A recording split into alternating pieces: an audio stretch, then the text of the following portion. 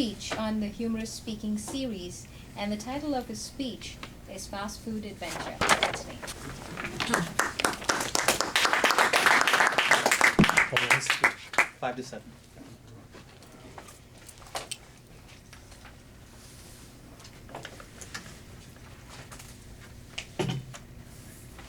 Madam Toastmaster, fellow power speakers, most welcome guests, I'm at odds now because I am not necessarily wanting nor needing at this point to qualify, and I have a story that I know could last far more than 5 to 7 minutes.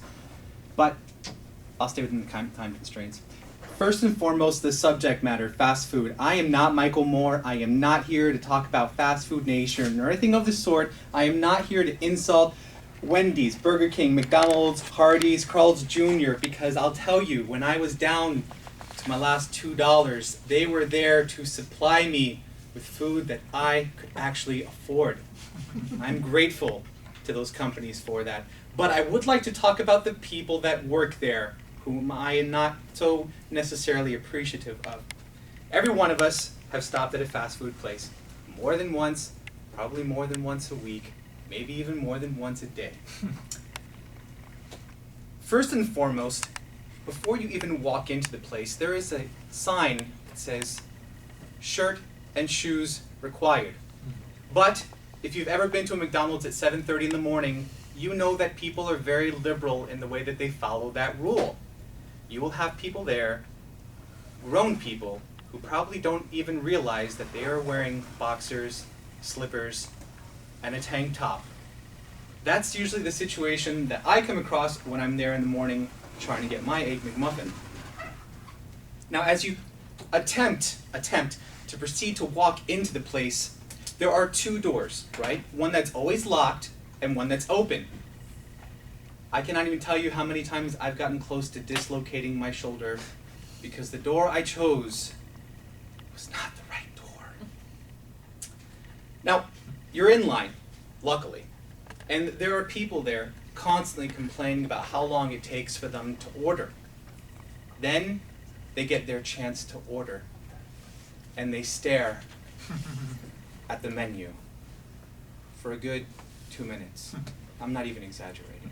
See, these are the same people, right? When you're in traffic, along with everyone else, they're honking their horn behind you, saying to themselves, what's up with this guy? And then they get there, and then they slow down. Oh, an accident. If we could just go down to 5 miles per hour, because I don't have cable television. It's the most exciting part of my day. Those are the kind of people that I have to deal with in line. Now, the overall atmosphere, let me just bring you there, and I think it's great that that alarm went off, because one of the things that you have to suffer through if you want fast food, there is this sound that a fry cooker makes when you need to lift the fries from the grease and press the button. But I warn you, the man or woman in charge of handling those fries is usually deaf. Everyone else is staring, begging, pleading with their eyes, and sometimes even vocally, could you just press the button? I think they're done, unless you're serving concrete sticks today. Now, you might order a beverage. You will pay about $2.29 for a 32-ounce cup of ice, if they don't have free refills. And you are so thirsty, so parched, for whatever reason, maybe it's because you've been waiting in line for 17 minutes, and you want something to drink, but you feel and seem like such a glutton when you go to the same person 2 minutes later and say, do you guys give refills here? Now, McDonald's has particularly gotten to us to try and get us to go there. They come up with these Monopoly pieces, and I can't help but wonder, is there someone to make sure that people win that prize? I mean, amongst the 14, 15 of you, are any of you here because you drove here in a Chevy Blazer that you got from getting all 4 railroads? Anyone going jet skiing this weekend from getting Montgomery Place? No, it's a scam. Don't get caught up in the Monopoly game pieces or even the Monopoly simulated games at casinos.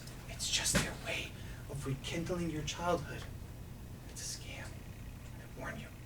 Now, heaven forbid you should have to use the restroom at a fast food restaurant, because they have implemented a buzzer system, much like when you go to the bank to get your safety deposit box. See, they have a buzzer. The bathroom is constantly locked, I guess to keep, I don't know, people from moving into it. I don't know. So they have to buzz. But you have about 30 seconds from the time they press that button, if that, maybe 5 seconds, to get to the door. Meanwhile, you're having to literally leap around small children who are playing with whatever toy they just got, or mosey around the obstacle course that's been presented. Finally, you get to the bathroom. Women, I can't really vouch for your experience, but last time I was in one, there were 2 toilets. One that just constantly flowed water for no reason, and one that simply decided not to flush. Apparently, they have invested more of their money in the lock than the plumbing. I don't know how that really works. Now, I don't know much about architecture, but I'm pretty sure it's really foolish that the door that you exit out of leaks directly into the people speeding out of the drive-thru. You don't even have one fry in your mouth, and you're already the victim of a hit and run.